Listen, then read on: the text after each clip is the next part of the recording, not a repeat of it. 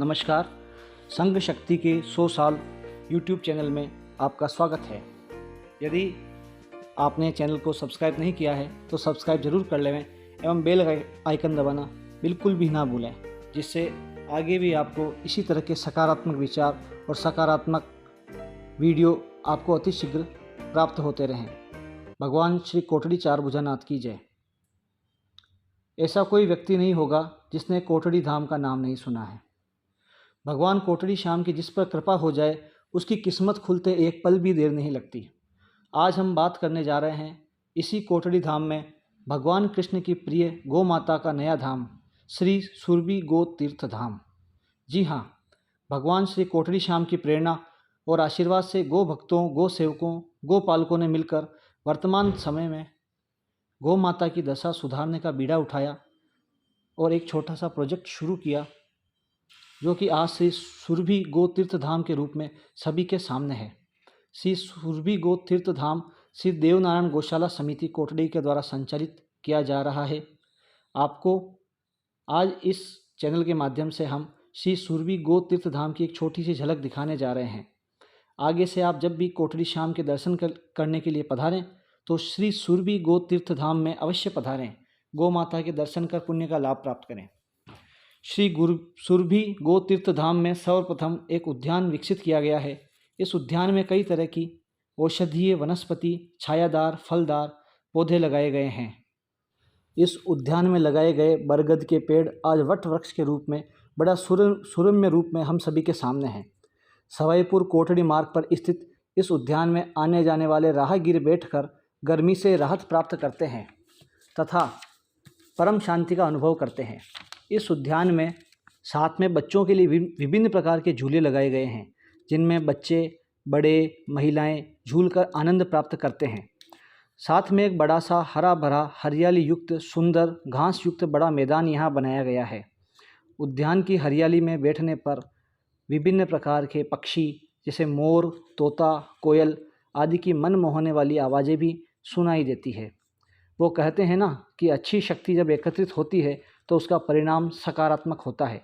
ऐसे ही क्षेत्र के अच्छे और सकारात्मक विचारवान नागरिकों द्वारा संचालित इस गो तीर्थ धाम में आम जन द्वारा दिल खोलकर सहयोग भी किया जाता है। इस श्री सुरभि गो तीर्थ धाम में गौ माता और गोवंश के लिए धन्वंतरी गो चिकित्सालय भी संचालित किया जाता है, जहां गौ माता एवं गोवंश का उपचार किया जाता है। यहाँ रुग्ण गौ माता के लिए हड्डी वार्ड, 3 पैर वाले गोवंश, कैंसर रोगी गोवंश की व्यवस्था की गई है। के लिए अस्पताल और वार्ड की व्यवस्था की गई है। इसी तरह शल्य चिकित्सा और नंदी वार्ड की अलग व्यवस्था है। श्री सुरभि गो तीर्थ धाम में गौ माता के पशु आहार खांकला संग्रहण के लिए विशाल चारागार बनाए गए हैं, जहां खांकला संग्रहण आधुनिक पद्धति से मशीन और पाइप द्वारा संग्रहण किया जाता है। इस आधुनिक पद्धति के द्वारा संग्रहण करने से खांकले से मिट्टी और पत्थर के छोटे टुकड़े अलग कर दिए जाते हैं, जिससे गौ माता के लिए एकदम साफ स्वच्छ खाने योग्य खांकला उपलब्ध होता है। साथ ही संग्रहण में लगे कार्मिकों के लिए भी खांकला परिवहन आसान और स्वास्थ्यवर्धक होता है। उन्हें स्वास्थ्य में कोई समस्या नहीं होती। श्री सुरभि गो तीर्थ धाम में गोवंश के लिए खुले शेल्टर भी बनाए गए हैं, जहां वह खुले में धूप में बैठकर शांति प्राप्त करते हैं। इसी तरह गौ माता के लिए और छोटे गोवंश के लिए अलग से बड़ा विशाल बंद स्थान उपलब्ध है, जहां गौ माता की सहूलियत के लिए पंखे, विशेष भोजन पात्र आदि की व्यवस्था की गई है। आप देख सकते हैं कि वॉश बेसिन की जैसे चीनी के बने यह विशेष पात्र, जिनमें गौ माता के लिए गुड़, नमक, विशेष जो पदार्थ यहाँ रखे जाते हैं ताकि वो आसानी से उन्हें ग्रहण कर सके। साथ ही में गौशाला में भागवत, गौ कथा, रामायण आदि धार्मिक आयोजन भी होते रहते हैं, जिनके लिए श्री सुरभि गो तीर्थ धाम में विशाल कथा पांडाल भी उपलब्ध है। इसी के साथ गौ माता के विचरण के लिए विशाल मैदान उपलब्ध है, जहां प्राकृतिक व्यवस्था के अनुरूप पौधे लगाए गए हैं, जहां गोवंश विचरण कर छांव में बैठता है। साथ ही यहाँ पर्ण एवं गोबर से बनाई गई कुटिया भी एक उपलब्ध है।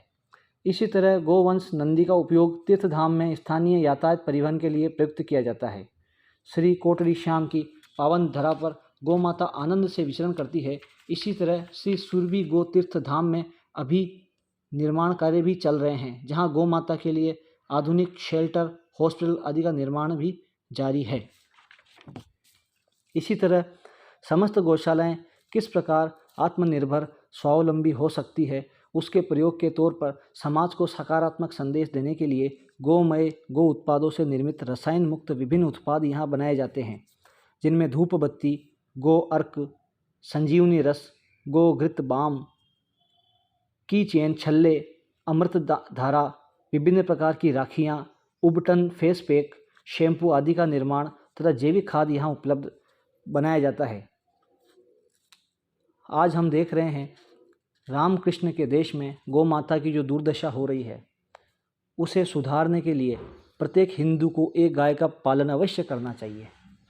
यदि किसी कारण से गाय का पालन करने में व्यक्ति असमर्थ है तो उसे अपने नज़दीक में आस पड़ोस में जो गौ पालन करते हैं उन्हें प्रोत्साहित करना चाहिए। समाज के अच्छे लोगों को गौ माता संवर्धन के लिए आगे आकर इस तरह की संस्थाओं के निर्माण के लिए आगे आना चाहिए। भारत के प्रत्येक पंचायत स्तर तक इस तरह गोवंश गौ माता के संवर्धन के लिए गौशालाएं, गौ अस्पताल, संस्थाएं बननी चाहिए। यदि आप संस्थाओं का निर्माण करने में सक्षम नहीं हैं तो अपने आसपास निकट चल रही गौशालाओं को, उनके संचालकों का प्रोत्साहन जरूर करें। साथ ही साथियों, अब की बार, जी हाँ, अब की बार आप जब भी कोठरी शाम में दर्शन